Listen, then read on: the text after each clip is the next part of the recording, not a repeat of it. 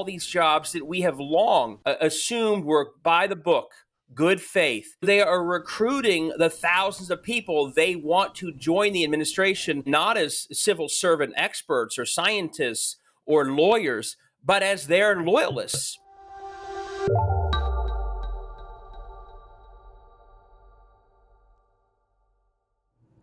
This is Brad Rourke with the Charles F. Kettering Foundation. We're a nonprofit, nonpartisan operating foundation that focuses on advancing and defending inclusive democracy. Today, I'm talking to Kettering Senior Fellows David Pepper and Alexander Vindman about something called Project 2025.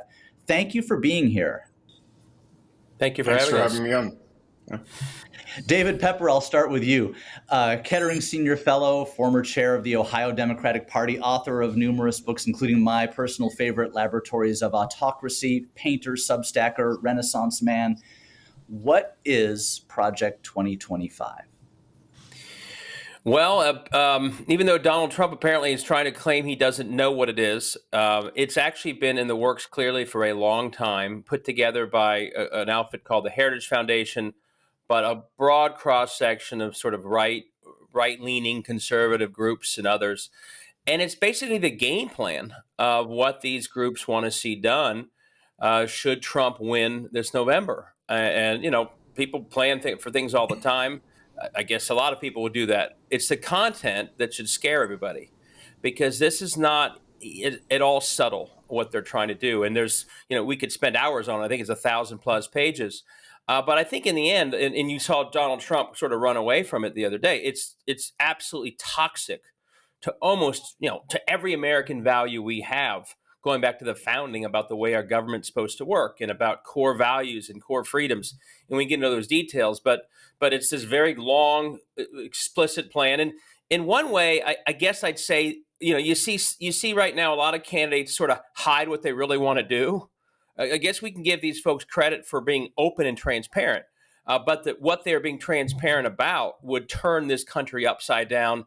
And my guess is if most Americans heard, let's say, the top 10 takeaways from the plan, by 90-10, they would disagree with them. They're that sort of offensive to what it's been to be American for centuries.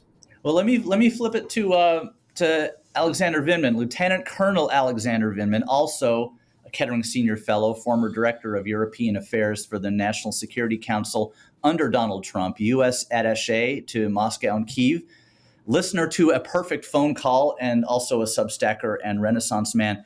You've called Project 2025 a blueprint for American fascism. What do you mean by that? Yeah, so I think one of the hallmarks of American democracy is the rule of law, and everyone being subject to the rule of law. Our system is based on the notion of checks and balances to make sure that no element of U.S. government is left unaccountable. We are a pluralistic society that is welcoming to legal immigration from around the world, offering the promise of an American dream. And every one of those elements is attacked in Project 2025. You know, one of the, but my first thought goes to this insane sounding idea of deporting 10 million people. Yes, they are here in a illegal status, but we have, as a rule, extended some kind of due process protections, especially to those that are coming here as refugees, asylum seekers. A lot of those folks have deep roots in the United States, children born here, and the idea of deporting, 10 million people sounds. I mean, that's kind of like one of the core visuals if you think about fascism, putting people in camps and deporting them, exiling them. I think that's one of the things you see.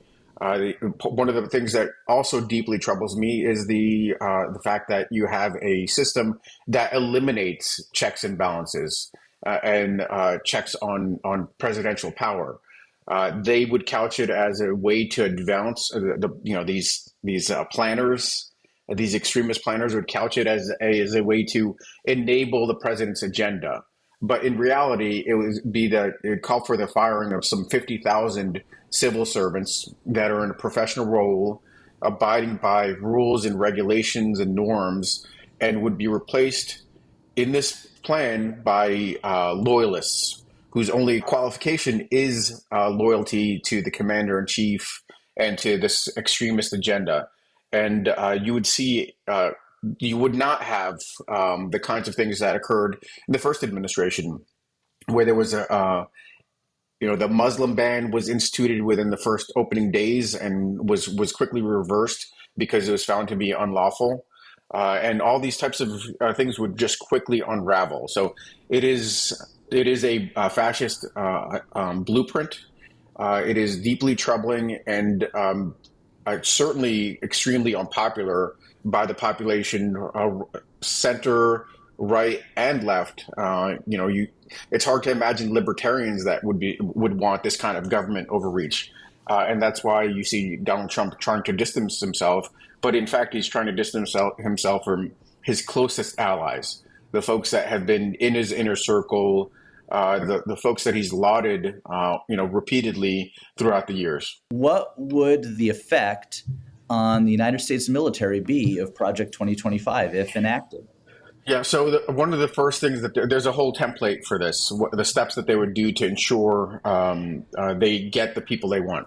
One of the things that they would do is they would use the role of the natural turnover of leaders retiring a leading position and establish those vacancies and then appoint people in acting roles that pass that loyalty threshold test to sit in the senior most position. So what you are doing is you basically are taking the entire senior echelon, the decision makers, and slowly could be over the course of, really months, a year at most, allowing only those loyalists that are going to unquestionably follow the president's demands and fulfill them, including suppressing protesters with the use of force, including what the president said about shooting protesters in the legs.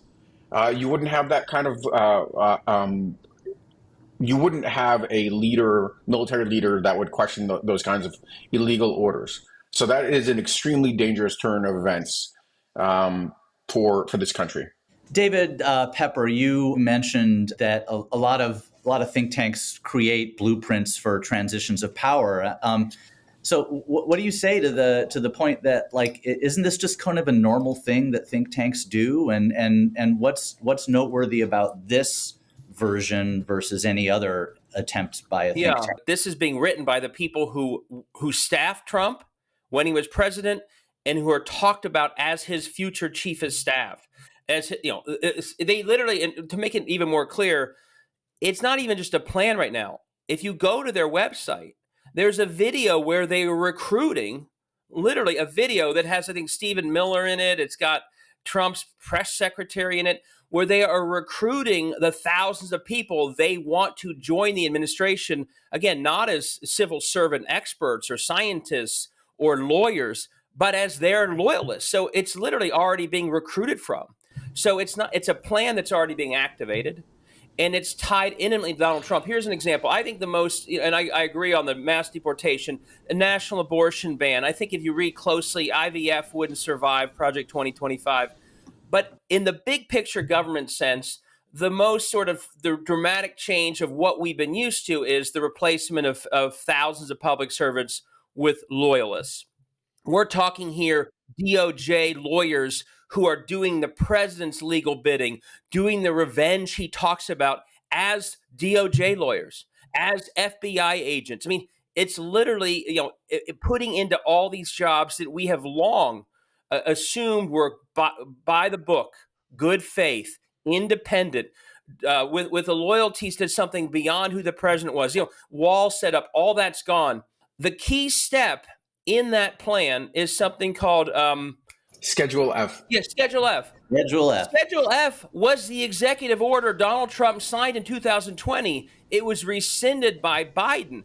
So when he says, I don't know anything about this plan, the most important step, and I think the most dark part of the entire plan, is simply redoing what Trump already tried once. So he can't just separate himself from it. Just 2 quick points to what David just said. First of all, there is a pretty interesting ad, I think, that it was in the midterms about like an old white man sitting in somebody's bedroom as a couple was getting intimate. And the extremity of this particular plan is such that birth control is on the chopping block. So we're talking about a complete rollback, as if the birth control pill didn't emerge in the 60s, that women didn't win hard fought rights. That's how extreme this agenda is. And that's how, and it's not going to just affect women, it's going to affect men too. Without birth control, that's going to really change people's calculus about, the kinds of relationships they engage in. One and two, I think about my own, and the way I was drawn out into the public eye was in the first impeachment, and the fact that I reported presidential corruption based on my understanding of the president's authorities and the fact that the president was abusing his power to steal the 2020 election.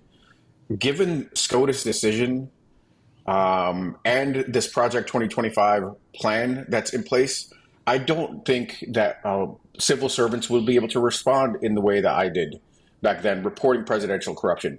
I know I would have not been as decisive in reporting the corruption and abuse of power because of these new authorities and the fact that you have the civil service being reformed into a loyalist, and the military being reformed into a loyalist block for him. I think it's going to have a huge chilling effect on any controls on extremism, on the worst excesses of the Trump agenda. And let me just say one other thing. My worry, Alexander, is you're not going to be the one being there next time. That's the other problem. The person who has your courage and rectitude to know what was right, that's not what he wants. You're exactly the type of person that he learned. I don't want that type of person anywhere near the next round of leadership. That's why they're already recruiting loyalists. And if you watch the video of recruiting, they're basically saying you will be loyalists. Kettering Senior Fellows David Pepper and Lieutenant Colonel Alexander Vindman, thank you for being with us. Thanks for having me. Thanks for all you're doing.